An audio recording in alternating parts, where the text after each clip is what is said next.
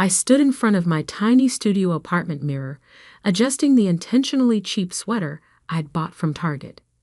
The scratchy material felt strange against my skin, so different from the designer clothes hanging in my real closet across town. But appearances were everything in this charade I'd been maintaining for the past 5 years. My name is Maya Chen, and I'm the secret CEO of Iris Technologies, a $13 million software company that's revolutionizing artificial intelligence applications. But to my family, I'm just their disappointment, the failed artist who never lived up to her potential. My phone buzzed with a text from my sister Jennifer. "Don't be late to Christmas dinner, and please wear something presentable for once." I smiled at the irony. Jennifer, the successful one, had no idea that her entire salary as a senior executive at Morton Digital came from my company's account. I'd acquired Morton through a shell corporation 3 months ago, though the news wouldn't become public until next week. The drive to my parents' suburban home felt longer than usual. Maybe it was the weight of all the secrets I carried, or maybe it was just the dread of another family dinner, filled with subtle jabs and disappointed sighs. As I pulled up in my old Honda Civic, carefully maintained to look exactly as struggling as they expected, I saw Jennifer's new Porsche gleaming in the driveway. "Maya, you're late again," my mother called from the doorway, her voice carrying that familiar note of disapproval. "Jennifer and Richard have been here for an hour already." I stepped inside, inhaling the scent of my mother's traditional Chinese cooking mixed with the pine from the Christmas tree. "Sorry, Mom. The bus was running behind schedule." The bus. Jennifer's voice dripped with disdain as she emerged from the living room, designer dress highlighting her perfectly maintained figure. "Oh, Maya, you're not still taking public transport, are you? Richard and I could help you with a car loan." She gestured to her husband, who was busy typing on his phone. "I have a car," I replied quietly. "It works fine." "That rust bucket? It's embarrassing. You know, there's an entry-level position open in our marketing department. Nothing fancy, but it's better than—" She waved her hand vaguely. "Whatever it is you're doing now." If only she knew that I'd be signing her next paycheck. Our father emerged from his study, barely glancing up from his iPad. "Jennifer's right, Maya. It's time to be practical. You're 32 now. This artistic phase has gone on long enough." I fought back a smile. My artistic phase had generated more revenue last quarter than Morton Digital had seen in the past 3 years. But they didn't know that. To them, I was still the rebellious daughter who dropped out of business school to pursue digital art and web design. They didn't know that those skills had led me to create one of the most innovative AI visualization interfaces in the industry. They didn't know that my freelance work was actually me running a company of over 100 employees. And they certainly didn't know that my tiny apartment was just a front, a carefully maintained deception to keep my real life separate from their judgments. Speaking of work, Jennifer smiled broadly. "I have some exciting news. Morton Digital is expanding our AI division.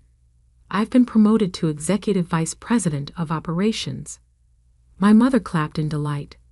My father actually put down his iPad. "That's wonderful news, honey. See, Maya?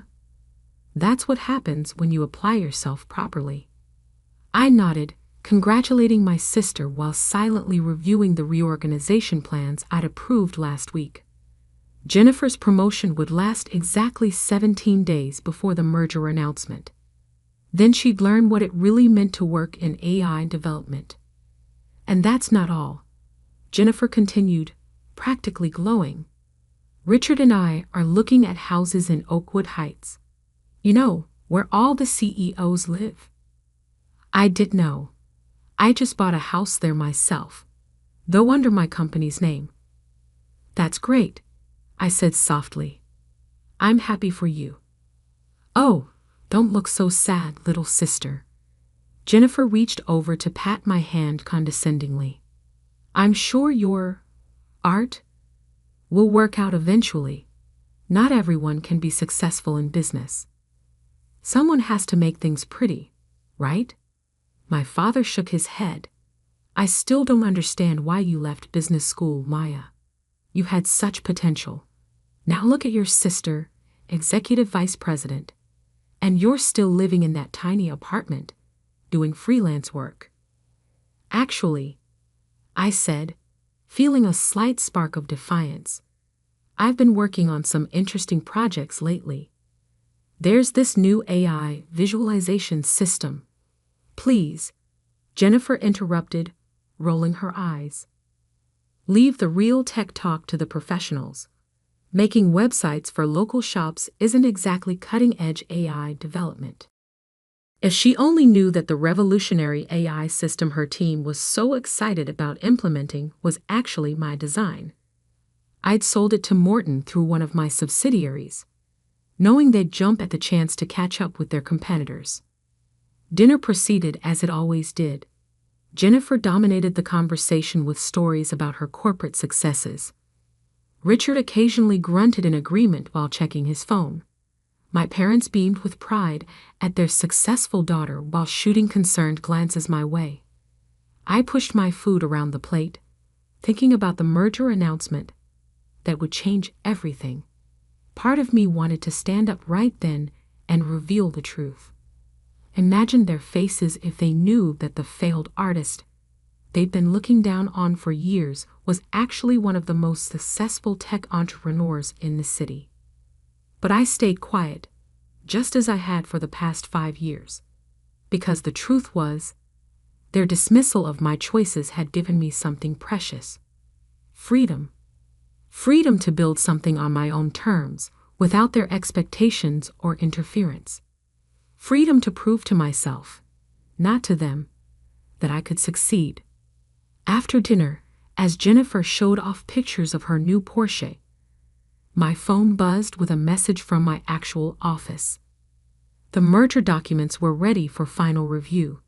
In 1 week, Morton Digital would become a subsidiary of Iris Technologies, and everything would change. Must be nice, I commented softly, looking at Jennifer's car photos. Being so successful. Jennifer's smile was pure condescension. Don't worry, Maya. Not everyone can be a winner in life. At least you're creative.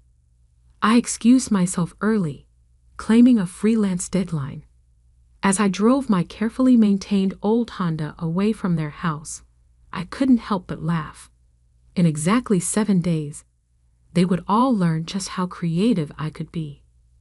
But I didn't know then that Jennifer would discover the truth sooner than planned, because that night, she did something that would accelerate everything. She decided to Google her new company's mysterious owner. Later that evening, in my real home, a spacious loft in the city's most exclusive high-rise, I reviewed the merger documents one final time. The terms were clear. Morton Digital would be completely restructured. Most of the executive team would be replaced, including, of course, the newly promoted executive vice president of operations. My phone buzzed again. This time it was a message from Jennifer. Hey sis, quick question. Why does the CEO of Iris Technologies have the same unusual middle name as you? While Mitchell isn't exactly common, I stared at the message for a long time. Then I smiled and typed, Interesting question. Why don't you come by my apartment tomorrow? My real apartment. I'll text you the address. The game was about to end sooner than I'd planned, and honestly, I couldn't wait. The next morning, I stood in my real penthouse apartment, watching the city wake up through floor-to-ceiling windows. My phone showed 3 missed calls from Jennifer, followed by a series of increasingly frantic texts. Maya, what's going on? This can't be right. NSWER, your PHONE. Is this some kind of joke? I knew she'd spent the night digging. Jennifer had always been thorough. It was what made her a decent executive, if not a particularly innovative one. By now, she would have found the carefully hidden traces of my success. Tech conference keynotes under my full name, industry awards, press releases about Iris Technologies' groundbreaking AI developments. The doorman called up, "Ms. Chen, your sister is here. She's quite insistent on coming up. Send her up, James, and maybe have security on standby." Minutes later, my private elevator opened. Jennifer stood there, still in yesterday's clothes, her perfectly maintained appearance showing signs of a sleepless night. What the hell? She stepped into my penthouse, looking around with wild eyes. What is this place? What's going on? Coffee? I offered, gesturing to my kitchen's professional coffee bar. You look like you could use some. Coffee? You want to offer me coffee? Her voice rose hysterically. I just spent all night discovering that my little sister, my struggling artist sister, is actually my boss. I took a sip from my own cup, handcrafted by an Italian artisan. Technically, I'm your boss's boss's boss. But yes, that's the general idea. Jennifer sank onto my Italian leather sofa, her legs seemingly giving out. This isn't possible. You live in that tiny studio apartment. You take the bus. You make websites for local businesses. No, I corrected her gently. I let you believe I live in that apartment. I let you think I take the bus. It was easier than dealing with everyone's opinions about my choices. Easier? She laughed, a slightly hysterical sound. You've been lying to us for years. And now you own Morton Digital? My company? Actually, I own several companies. Morton is just the latest acquisition. I walked to my home office and returned with a tablet, pulling up some files. Here's something you might find interesting. The reorganization plan for Morton after the merger is announced next week. Jennifer snatched the tablet, her face growing paler as she scrolled. You're eliminating my position? Your own sister? I'm eliminating an unnecessary layer of management that's been holding back innovation. The fact that you occupied that position is irrelevant. Irrelevant? She stood up, anger replacing shock. I'm your sister. Now you're my sister, I said quietly. When did family matter to you before? When you were mocking my career choices? When you were belittling my little art projects at every family dinner? That was different. We were trying to help you, to motivate you to do something meaningful with your life.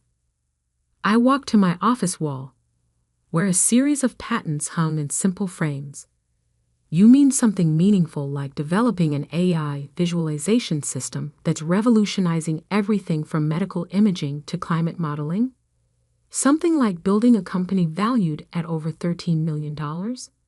Something like that? Jennifer stared at the patents, then at me, then back at the patents. But how? When? Remember when I dropped out of business school to study digital art and design? Everyone thought I was throwing my life away. But I saw something none of you could see. The intersection of art and artificial intelligence. While you were all climbing traditional corporate ladders, I was creating something new.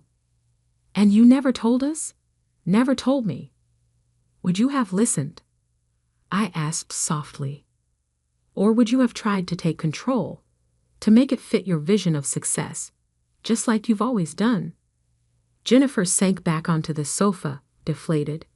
Does Mom and Dad know? No, and they won't know until the merger announcement next week. Unless what? Unless you tell them. Which brings us to why I let you discover this now. I sat across from her, meeting her eyes directly. You have a choice to make, Jennifer. Right now. She tensed. What kind of choice? I'm offering you a different position in the restructured company, not executive vice president. You don't have the technical skills for what we really do. But there's a role in client relations that would suit your skills. Similar salary, less authority. You want me to take a demotion? From my own sister? No. I corrected her. I want you to take a position you're actually qualified for, from the CEO of the company that now owns Morton Digital.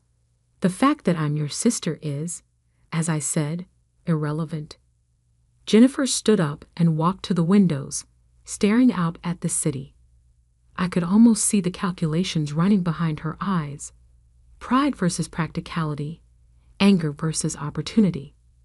And if I refuse, she asked finally, then you'll receive a generous severance package. And you can explain to Mom and Dad how you lost your job when your latest company was acquired. Your choice. She turned to face me, and for the first time in our adult lives, I saw something new in her eyes. Respect tinged with fear. You've been planning this for years, haven't you? All those family dinners, all those condescending comments about your work. You sat there and took it, knowing all along that you were more successful than any of us. I shrugged. I learned a long time ago that being underestimated can be a superpower. No one watches the failing artist too closely. No one questions where she goes or what she's really working on. They just write her off. And in doing so, they give her complete freedom. Freedom to secretly build an empire, Jennifer muttered. Freedom to build something authentic, I corrected. Something that's truly mine, not shaped by family expectations or outdated definitions of success. Jennifer was quiet for a long time, looking around my penthouse with new eyes, taking in the subtle signs of wealth and power she'd missed in her initial shock. The rare art pieces that doubled as AI interfaces. The seemingly decorative screens that actually displayed real-time data from Iris Global Operations. Why reveal everything now? She asked finally. Why not wait for the public announcement? I smiled slightly. Because despite everything, you're my sister. And I wanted to give you a chance to adjust, to make your choice before everything becomes public. Consider it a Christmas gift. Some gift, she laughed bitterly. You're still firing me. No, I'm offering you a chance to be part of something genuinely innovative, instead of just playing corporate politics. But first, you need to understand something fundamental. The sister you looked down on, the one you pitied and dismissed, she never existed. She was a character I played while building something you couldn't even imagine. Jennifer walked to my coffee bar, helping herself to a cup with slightly shaking hands. And Mom and Dad, are you going to offer them jobs too? Mom and Dad will find out with everyone else next week. Their reaction isn't my concern anymore. They'll be devastated that you kept this from them, that you didn't trust them. I raised an eyebrow. Will they? Or will they be devastated that they can't take credit for my success? That they can't pretend they supported me all along? Jennifer flinched, perhaps recognizing the truth in my words. She took a long sip of coffee, then set the cup down carefully. I want to see the job description, she said finally. The real one, not some watered-down version. I picked up my tablet, pulled up the file, and sent it to her phone. Take the day to think about it. But I need your answer by tonight. The merger announcement won't wait. She nodded, gathering her things with as much dignity as she could muster. At the elevator, she turned back. For what it's worth, she said quietly, I'm sorry for how I treated you all these years. I know, I replied. But this isn't about apologies. It's about what happens next. After she left, I stood at my windows again, watching the city below. In 1 week, everything would change. The question was, would my family change with it, or would they cling to their outdated perceptions until it tore us apart completely? My phone buzzed. A message from my CFO. The merger documents were ready for final signature. Things were about to move very quickly now, whether my family was ready or not. I picked up my private phone and typed a message to Jennifer. By the way, that house you're looking at in Oakwood Heights? I own it, but there's a better one 3 doors down. Much better security system. Her response came quickly. Show me the listing. And I've made my decision about the job. I smiled. Maybe there was hope for us after all.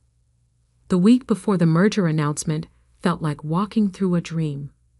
Jennifer had accepted the new position, though not without negotiating hard for additional responsibilities. I had to admit, I was impressed by her adaptability. Within days, she'd already started learning about our AI technology, asking intelligent questions that showed she was finally looking beyond corporate politics to the actual innovation. But the real challenge lay ahead, telling our parents. They're going to be at the merger announcement. Jennifer warned me over coffee in my penthouse. She looked different now, sharper, more focused, the designer clothes replaced by a more practical business suit. Dad's on Morton's board, remember? He has to be there. I nodded, checking my reflection in the window. Today, I wore my CEO clothes, a perfectly tailored Armani suit that cost more than a year's rent in my fake apartment. I know. That's why I arranged for private security. You think they'll make a scene? I think, I said carefully, that they'll do what they always do. Try to take control of the situation. Try to rewrite history to make my success fit their narrative. Jennifer winced. You're probably right. I would have done the same thing a week ago. I looked at my sister, really looked at her. The past week had changed her. The shock of discovering my success had cracked her carefully constructed worldview, forcing her to reevaluate everything she thought she knew about success, about family, about me. You really never suspected? I asked. All those years. She shook her head. You played your part perfectly. The struggling artist, the family disappointment. God, I was so condescending to you. And you just sat there, probably laughing inside. Not laughing. I corrected her. Building. Every dismissive comment, every patronizing offer of help. They just convinced me I'd made the right choice in keeping my success private. My phone buzzed. A reminder that the press conference would start in 2 hours. Time to set the final pieces in motion. The Morton Digital headquarters buzzed with nervous energy. Employees clustered in small groups, whispering about rumors of the merger. Jennifer had kept her word, telling no one about my identity. But speculation ran wild about the mysterious CEO of Iris Technologies. I waited in a private room adjacent to the conference hall, watching through one-way glass as the room filled up. Board members, executives, press, and there, in the front row, my parents. My father sat stiffly in his board member's seat, checking his phone constantly. My mother sat beside him, probably wondering why Jennifer had insisted they attend. Ready? Jennifer appeared at my side, tablet in hand. Almost. I turned to my assistant. Is everything in place? She nodded. Security is briefed. The private exit is clear if needed. And she smiled slightly. We have footage from every angle, just in case you want to preserve their reactions for posterity. At exactly 10 a.m., Morton's current CEO took the stage. He looked uncomfortable, sweating slightly under the lights as he began his prepared speech about exciting changes and new opportunities. My father frowned, probably sensing something was off about his old friend's demeanor. Then came the moment of truth. Ladies and gentlemen, it is my pleasure to introduce the CEO of Iris Technologies, the visionary leader who will be guiding Morton Digital into its next chapter. I stepped through the side door and walked onto the stage. For a moment, there was just confusion in the audience. Then I heard it, my mother's audible gasp, followed by my father's sharp intake of breath. "Good morning," I said into the microphone, my voice calm and assured. "I'm Maya Chen, founder and CEO of Iris Technologies." The room erupted in murmurs. In the front row, my father's face had gone completely white. My mother's hand was pressed to her mouth, her eyes wide with shock. Over the next few weeks, Morton Digital will be fully integrated into Iris Technologies operations. Our combined expertise in AI development and visualization technology will create unprecedented opportunities for innovation. I continued my prepared remarks, outlining the merger details and future plans, all while watching my parents from the corner of my eye. My father seemed frozen in place, his board members' confidence shattered. My mother kept looking between me and Jennifer, who stood professionally at the side of the stage, probably trying to understand when everything she thought she knew about her daughters had changed. After the formal announcement, as reporters shouted questions and cameras flashed, I saw my parents pushing their way toward the stage. Security moved to intercept them, but I held up my hand. It was time to face this. "Maya," my father's voice carried across the now buzzing conference room. "What is the meaning of this?" I turned to him, maintaining my professional demeanor. "The meaning is exactly what I just announced, Dad. Iris Technologies has acquired Morton Digital. The contracts are signed. The deal is done." But you're an artist," my mother stammered. "You make websites." "No, Mom. That's who you thought I was. Who you needed me to be, because you couldn't imagine success looking any different than what you expected." My father's shock was turning to anger.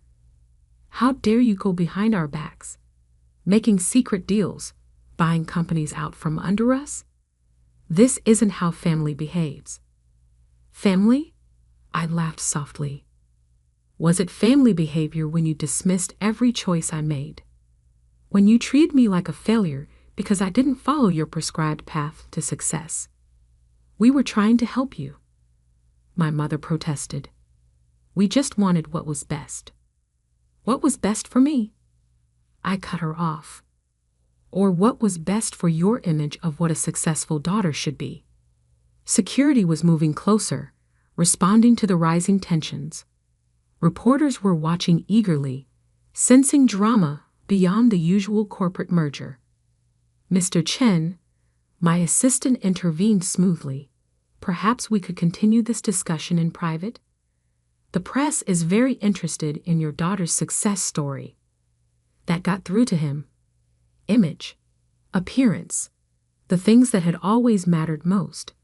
He straightened his tie, forced a smile. "Of course," he said tightly. "Maya, shall we discuss this as a family?" I looked at Jennifer, who nodded slightly. "Fine. My office.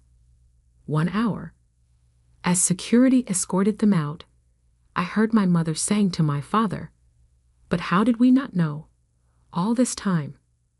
1 hour later, my family sat in my real office, a space that perfectly represented everything I'd built.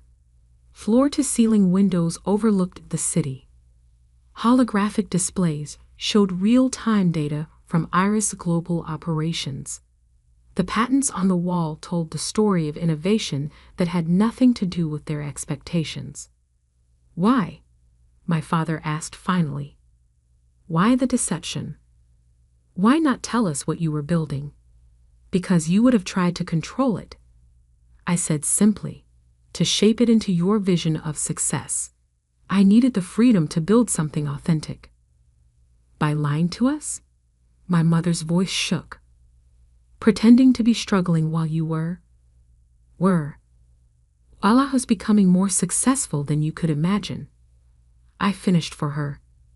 Yes, because every time I tried to tell you about my real work, the AI development, the technological innovations, you dismissed it as playing with computers or wasting time on art. We didn't understand, my father admitted reluctantly.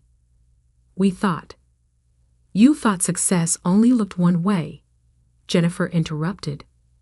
Like me, the corporate executive following the traditional path. But Maya's way, it's not just successful, it's revolutionary. Our parents turned to her in surprise. You knew about this? Only for the past week, Jennifer said. And it changed everything I thought I knew about success, about Maya. I watched my parents struggle to adjust their worldview. I could almost see them trying to retrofit my success into their narrative. Of course, their daughter was a secret tech mogul. Of course, they had somehow contributed to this. Don't, I said sharply, recognizing the look. Don't try to rewrite history. Don't pretend you supported my choices. This success is mine. I built it despite you, not because of you. But we're your parents, my mother pleaded. Surely now that we know, we can be part of. Part of what? I cut her off. Part of the success. Now that it's proven. Now that it fits your definition of achievement? I stood up, walking to the window. That's not how this works. Then how does it work? My father asked, his voice smaller than I'd ever heard it. I turned back to them. It works like this. I run my company my way. No family interference. No attempts to take credit or control. Jennifer has already accepted these terms in her new position. New position? They looked at Jennifer, who nodded. I work for Maya now, she said simply, because she's not just my sister. She's the most innovative tech leader I've ever met. And I'm lucky she's giving me a chance to be part of it. Our parents sat in stunned silence, perhaps finally realizing just how completely their assumptions about their daughters had been upended. So what now? My mother asked finally. Now, I said, you have a choice. You can accept that your definition of success was too narrow, that your youngest daughter built something remarkable without your help or approval, or you can continue living in denial, trying to force this new reality into your old expectations. And if we choose the first option? My father asked carefully. Then maybe, slowly, we can build a new kind of relationship. One based on who I actually am, not who you wanted me to be. They exchanged looks, decades of certainty crumbling under the weight of undeniable evidence. We need time, my father said finally, to process all this. I nodded. Take all the time you need. I've waited 5 years. I can wait longer. After they left, Jennifer stayed behind. That was intense. It was necessary, I replied. They needed to understand that success doesn't always wear a corporate suit or follow a traditional path. Do you think they'll ever really understand? I looked out at the city, my city, in many ways. Maybe not, but that's not my problem anymore. I'm done hiding my success to make others comfortable. The next morning, I went to my fake studio apartment one last time, packing up the few belongings I kept there for show. As I turned to leave, I saw something that made me smile. An old sketchbook, filled with my early AI visualization designs. The same drawings my family had dismissed as doodles were now worth millions. I took the sketchbook with me, not as a reminder of their dismissal, but as proof that success often looks different than people expect. Sometimes it looks like a failed artist in a tiny apartment, secretly building an empire. Sometimes it looks like a daughter disappointing her parents by following her own path. And sometimes, just sometimes, it looks like the truth finally coming to light, forcing everyone to reconsider what they thought they knew about success, about family, and about the quiet ones they underestimated. I stepped out of the studio for the last time, leaving behind the character I'd played for so long.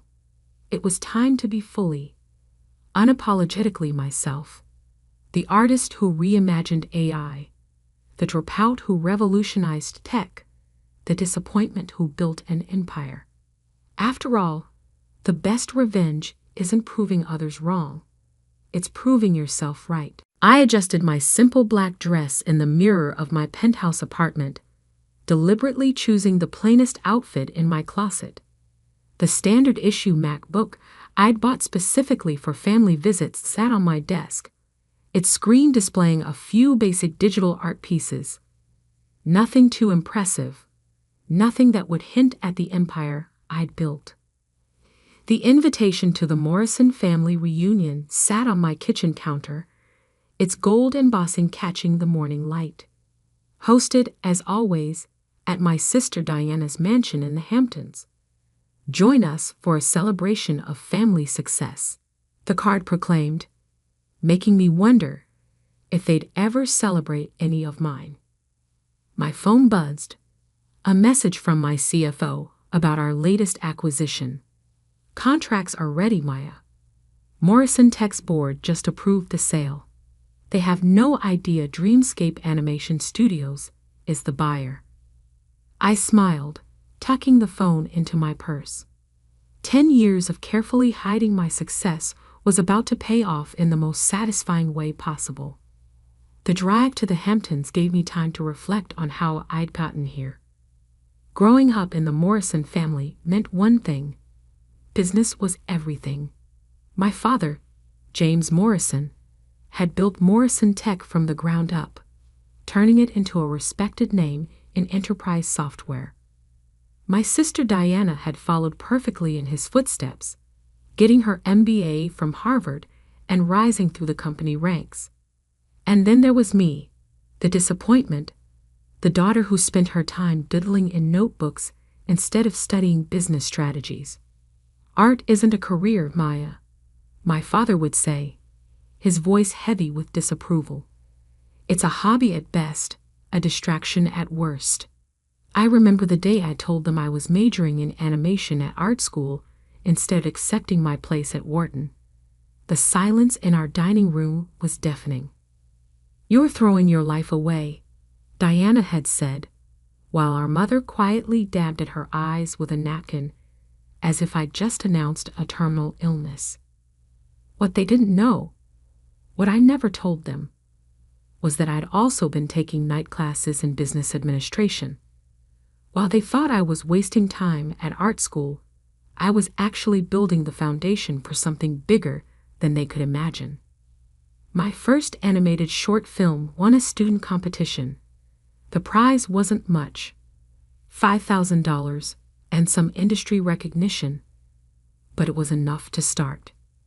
I used the money to hire 2 other artists, working out of my tiny apartment to create content for small businesses. That's when I discovered something interesting. The corporate world was desperate for good animation.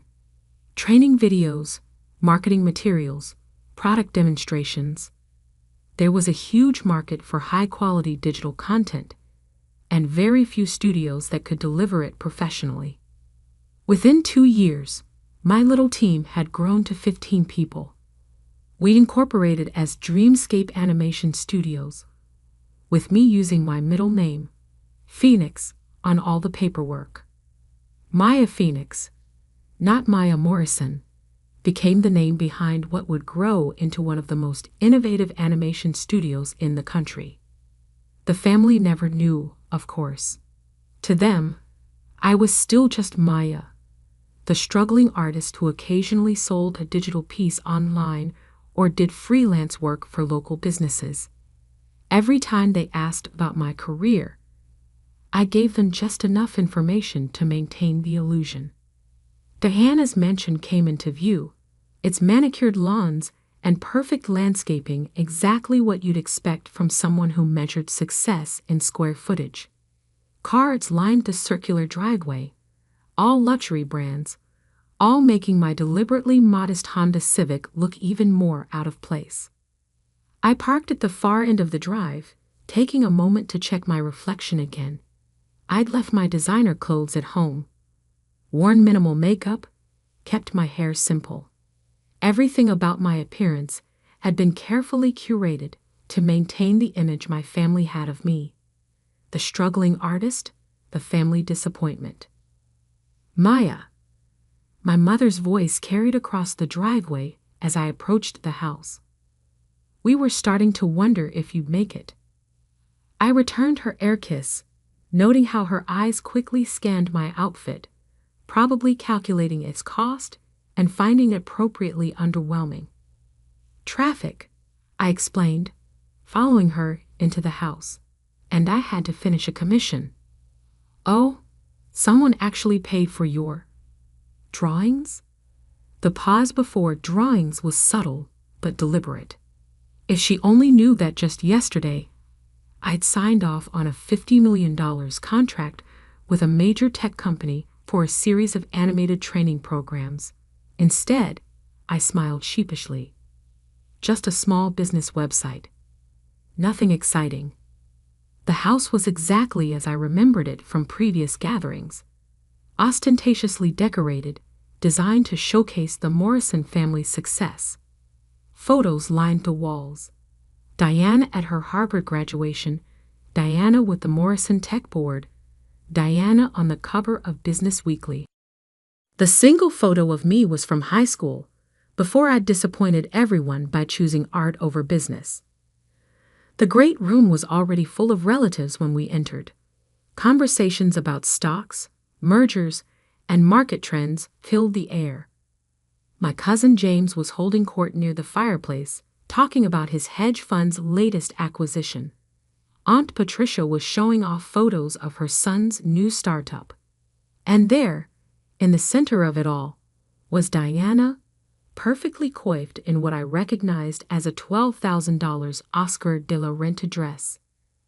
Maya, she called out, her voice carrying that familiar note of condescension.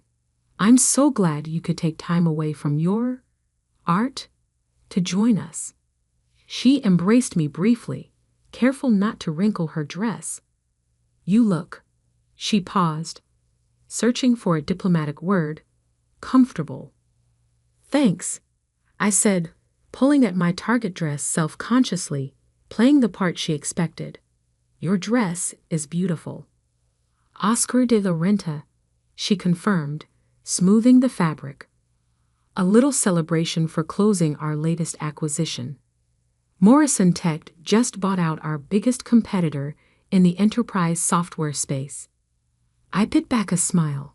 If only she knew that in less than 24 hours, Morrison Tech itself would belong to my little art studio. That's wonderful, I said. Things must be going well. Better than ever, she beamed. In fact, I was just telling everyone about our next big move. We're branching into digital content creation, animations for corporate training, marketing, that sort of thing. My heart skipped a beat. This was exactly why I'd moved to acquire Morrison Tech. They were planning to enter my territory, potentially becoming a major competitor. Instead, they were about to become part of my empire. Not that Diana knew that yet. Animation? I asked innocently. That sounds complicated. Diana laughed, the sound carrying across the room. Oh, Maya, it's all business strategy. The actual drawing part is just technical work. We'll hire people for that. People like, she gestured vaguely in my direction. Well, Other relatives had drifted over, drawn by Diana's laugh. "Still drawing cartoons, Maya?" my cousin James asked, not bothering to hide his smirk. "You know, my fund is always looking for administrative assistants if you want a real job." "Thank you," I said quietly. "But I'm doing okay with my art." "Okay?" Diana raised an eyebrow. "Is that why you're still driving that old Honda? Still living in that tiny apartment?" They had no idea that I owned the entire building where my tiny apartment was located, or that my car collection included a Porsche and 2 Teslas. The Honda was just for family visits. "I get by," I shrugged.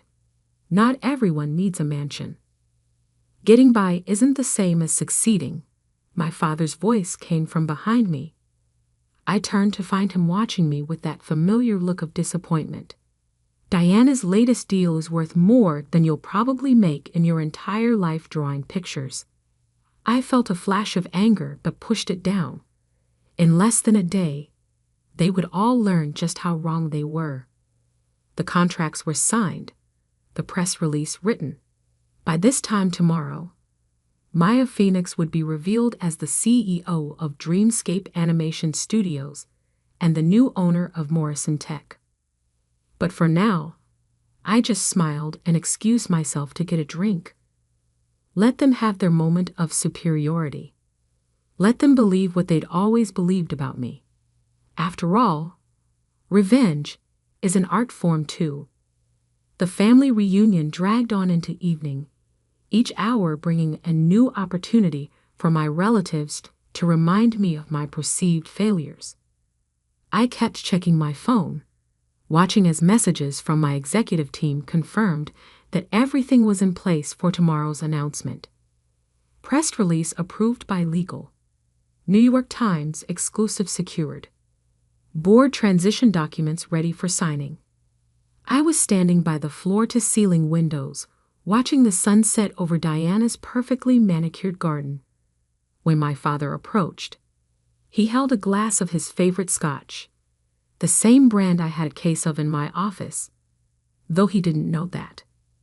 "Maya," he said, his voice carrying that perpetual note of disappointment, "your mother and I have been talking." I braced myself. These conversations never ended well. "Diana's new digital content division will need artists," he continued. "Basic level stuff. Nothing too creative. But it would be steady work, benefits, a real salary." He emphasized real, as if what I did wasn't real work. "She's willing to give you a chance, despite your limited business experience." I took a sip of my champagne to hide my smile. If he only knew that my company's annual revenue was nearly triple what Morrison Tech made in digital services. "Thank you, Dad, but I'm okay with my freelance work." He sighed heavily. "Maya, you're 32 years old. Don't you think it's time to stop playing around with drawings and join the real world? Look at your sister. She's made something of herself." Through the window's reflection, I could see Diana holding court among our relatives, probably sharing another story of her business triumphs. She'd always been good at that, making sure everyone knew exactly how successful she was. "I know you think art is just playing around," I said carefully, "but there's more to it than you realize." "Is there?" He gestured at my simple dress, my unassuming appearance, because from where I stand, all I see is wasted potential. You could have gone to Wharton, could have been part of Morrison Tech's legacy. Instead, you chose to throw it all away for what? Digital doodles. The words stung, even after all these years, even knowing what I knew. Actually, I started, almost ready to tell him everything, but my phone buzzed again. A message from my COO. "Morrison Tech board members all confirmed for tomorrow's 9 a.m. meeting. They have no idea what's coming." I swallowed my confession. Less than 12 hours. I could wait that long. Actually what? My father prompted. Nothing, I said. You're right. I made my choices. He shook his head and walked away, leaving me to watch the final rays of sun disappear behind the trees. Across the room, I heard Diana's laugh ring out again. Maya's always been different, she was saying to our Aunt Patricia.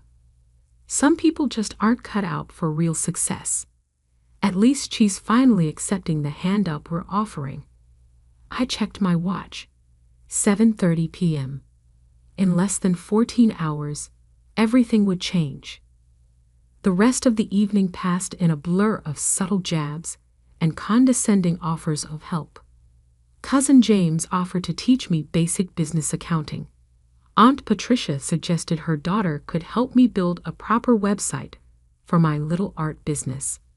Even my mother got in on it, quietly showing me job listings for graphic design positions at local marketing firms. Through it all, I maintained my facade of quiet resignation, playing the role of the struggling artist they all expected me to be. But inside, I was counting down the hours. Finally, as the party wound down, Diana cornered me by the coat check. I hope you'll seriously consider Dad's offer, she said, her voice dripping with folk concern. The position wouldn't be anything too challenging, just basic artwork for corporate presentations, employee handbooks, that sort of thing. We'd start you at an entry-level salary, of course, but it's better than whatever you're making now. I thought about my penthouse office overlooking Central Park, about the team of over 200 artists and animators who worked for me, about the groundbreaking projects we were developing that would revolutionize digital animation. I'll think about it, I said. Don't think too long, she advised. Once we announce our expansion into digital content next week, we'll have plenty of qualified applicants. I'm only offering because you're family. I nodded, accepting my cope from the attendant. Speaking of announcements, will you be at the office tomorrow? Of course, she said proudly. 9 a.m. sharp. We have a major meeting with our mystery buyers. Some big animation studio is interested in partnering with us. She smirked. See what happens when you think bigger than just drawing pictures. Good luck with the meeting, I said, turning to leave. Maya, she called after me. That outfit you're wearing, if you do decide to take the job, you'll need to dress more professionally. Appearance matters in the corporate world. I looked down at my intentionally modest dress, thinking of the closet full of designer clothes waiting at home. I'll keep that in mind. Driving home, I finally let myself feel the full weight of what was about to happen. 10 years of hiding my success, of letting them believe I was a failure, all leading to this moment. Back in my penthouse, I hung up my struggling artist costume and changed into silk pajamas that cost more than Diana's precious Oscar de la Renta dress. My real laptop, not the prop I took to family functions, was open on my desk, displaying the final acquisition documents for Morrison Tech. A message popped up from my assistant. Everything set for tomorrow. Car will pick you up at 8:30 a.m. The Morrison Tech board doesn't know you're attending the meeting. I poured myself a glass of scotch, the same brand my father had been drinking, and walked out onto my terrace. The city lights sparkled below, a canvas of electric stars. Somewhere out there, Diana was probably still basking in her imagined triumph, telling her husband about her plans to give her struggling artist sister a chance at a real career.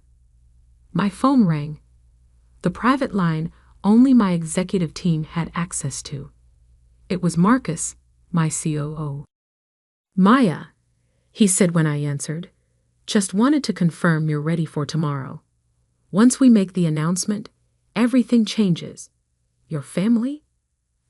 They'll finally see the truth, I finished. All of it. Are you sure you want to do it this way? We could send someone else to the meeting. Keep your identity private a little longer. I thought about my father's disappointment, Diana's condescension, all the years of being treated as less than because I chose art over their version of success. No, I said firmly. I want to be there. I want to see their faces when they realize who they're really dealing with. After hanging up, I stayed on the terrace for a long time, thinking about the journey that had brought me here. Every dismissive comment, every patronizing offer of help, every family gathering where I'd had to bite my tongue, it had all led to this moment. Tomorrow, they would learn that the daughter they dismissed as a failure had built something bigger than they could imagine. Tomorrow, they would understand that success doesn't always look the way they think it should. Tomorrow, Maya the struggling artist would be revealed as Maya Phoenix, CEO of Dreamscape Animation Studios and the new owner of Morrison Tech. I smiled, raising my glass to the city lights. The art of deception was about to become a masterpiece of revelation. The Morrison Tech boardroom looked exactly as I remembered it from childhood visits, all mahogany and leather, old money and older pride. I stood in the private elevator, wearing a custom Channel suit that cost more than 6 months of the entry-level salary Diana had condescendingly offered me. "Ready, Miss Phoenix?" Marcus asked beside me. We'd worked together since the beginning, when Dreamscape was just 3 people in my apartment. I checked my reflection in the elevator's mirrored walls. Gone was the carefully cultivated image of the struggling artist. Today, I looked every inch the CEO I truly was. "Ready?" I confirmed, just as the elevator doors opened to the executive floor. Diana was already in the boardroom, speaking animatedly to the other board members. My father sat at the head of the table, looking imperial in his custom suit. Neither of them noticed me at first, too busy discussing their plans for the future. A future they didn't realize was about to change dramatically. "The Dreamscape representatives should be here any minute," Diana was saying. "Once we finalize this partnership, Morrison Tech will dominate the digital content space." "Actually," I said, stepping into the room, "there's been a slight change of plans." The room fell silent. Diana's mouth dropped open, her professional composure cracking for the first time I could remember. "Maya?" My father stood up, confusion evident on his face. "What are you doing here?" "This is a private board meeting." I smiled, placing my briefcase on the table. "I know exactly what this meeting is. In fact, I called it." "This is ridiculous," Diana snapped, recovering her voice. "Security won't be necessary," Marcus said smoothly, stepping forward. "Miss Phoenix has every right to be here." "Phoenix." Diana's eyes narrowed. "Her name is Morrison." "Actually," I said, opening my briefcase and beginning to distribute documents, "Maya Phoenix is my professional name. The name I used to build Dreamscape Animation Studios from the ground up. The name that's about to become very familiar to everyone in this room." The blood drained from my father's face as he looked down at the documents I placed in front of him. Acquisition papers, final sale contracts, press releases ready to go. This is impossible," he whispered. "Is it?" I took my place at the opposite end of the table. "Let me tell you a story about a girl who loved art and business equally. Who took night classes in business administration while attending art school. Who saw an opportunity in the market for high-quality corporate animation and built a company that now grosses over $100 million annually." Diana was frantically flipping through the papers, her hands shaking. "You," You're Maya Phoenix, the CEO of Dreamscape? The same, I confirmed. The company you've been trying to partner with, it's mine, has been since I founded it 10 years ago, right around the time you all decided I was throwing my life away. But you're just an artist, Diana stammered. You live in a tiny apartment. You drive a Honda. I couldn't help but laugh. I own the building where that tiny apartment is located. The Honda is just what I drive to family functions. Would you have preferred I showed up in my Porsche? Given you one more thing to assume I couldn't afford. My father was still staring at the documents, particularly the page showing Dreamscape's current market valuation. All this time, he murmured. All this time, I agreed. Every family gathering where you mocked my career choice. Every condescending offer of help. Every comparison to Diana's real success. I was building something bigger than Morrison Tech could ever dream of being. Why? Diana demanded. Why hide it? Why let us think? Because you never would have accepted it. I cut her off. You would have tried to take control, to make it part of the Morrison Tech empire. You would have turned my vision into just another division of your company. I needed to build this my way, on my own terms. I stood up, smoothing my designer suit. And now, as of 9 a.m. this morning, Dreamscape Animation Studios is the proud owner of Morrison Tech. We'll be restructuring the company, focusing on innovation rather than tradition. Diana, your position as CEO will be eliminated, though you're welcome to interview for a role in our creative department.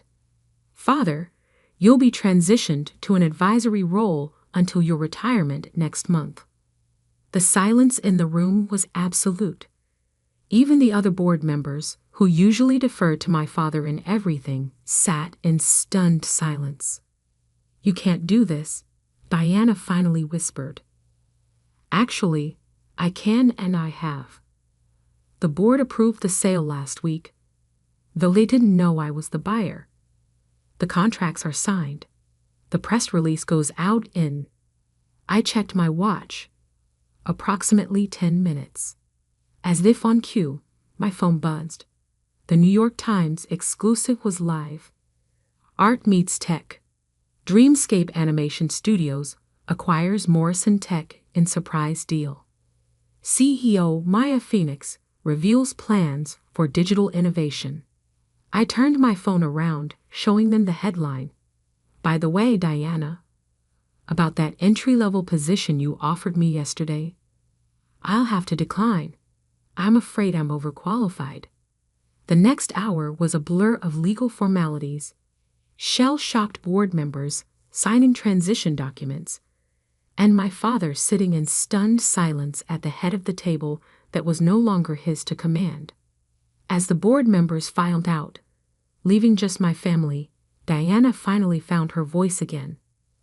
All these years, she said, her voice hollow, you let us believe you were struggling. You let us pity you. No, I corrected her. You chose to pity me.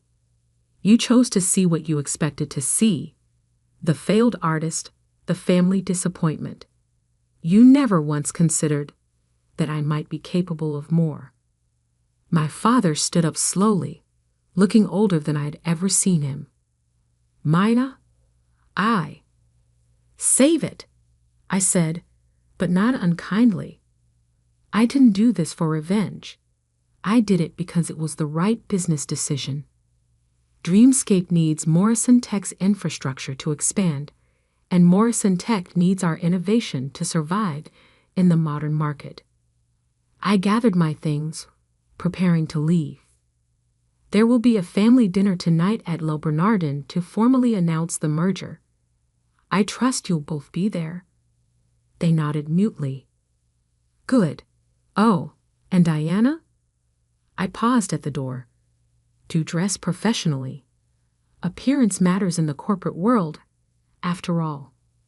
The ride back to my office was quiet. Marcus knew me well enough to let me process everything in silence.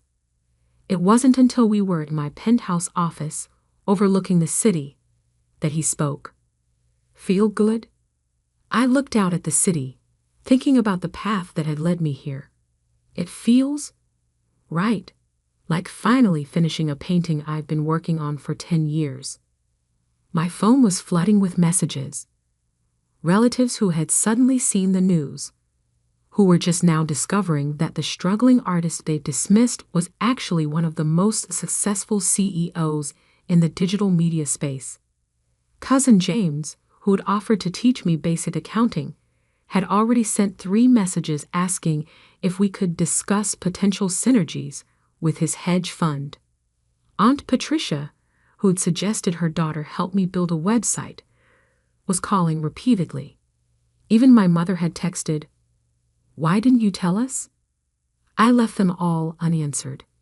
They'd have their chance to talk at dinner tonight. Instead, I opened my laptop and began working on the speech I would give to Morrison Tech's employees tomorrow.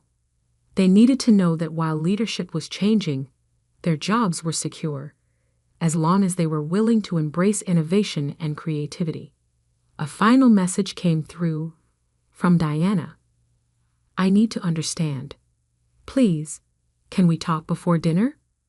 I thought about it for a long moment before replying.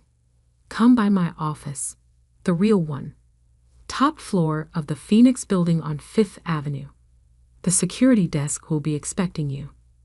An hour later, Diana stood in my office, looking distinctly uncomfortable. Her eyes darted around the space, taking in the original artwork on the walls, the view of Central Park, the clear evidence of success she'd never noticed before. "Why?" she asked simply. "Why what? Why did I hide my success?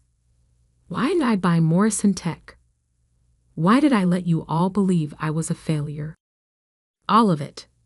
I gestured for her to sit, "because you and Dad never would have accepted my success on my terms. You would have tried to make it fit your definition of achievement. Board meetings, quarterly reports, traditional corporate structure. But Dreamscape succeeded precisely because it wasn't traditional. We innovate. We create. We do things differently. But we're family," she protested. "We could have helped. Like you helped yesterday." I raised an eyebrow. "Offering me an entry-level position out of pity? That's not help, Diana. That's control." She had the grace to look embarrassed. "I never knew. Never even suspected. Because you never looked. None of you did. You saw what you expected to see. The artistic sister who couldn't cut it in the real world. You never considered that art and business might not be mutually exclusive." Diana was quiet for a long moment, looking out at the city view. "What happens now?" Now we move forward. Morrison Tech becomes part of Dreamscape, and we build something new together. If you're willing to learn, to adapt, there could be a place for you here. But not as CEO. Not anymore." She nodded slowly, understanding dawning in her eyes. "You're not just my little sister anymore, are you?" "I never was just your little sister," I corrected her.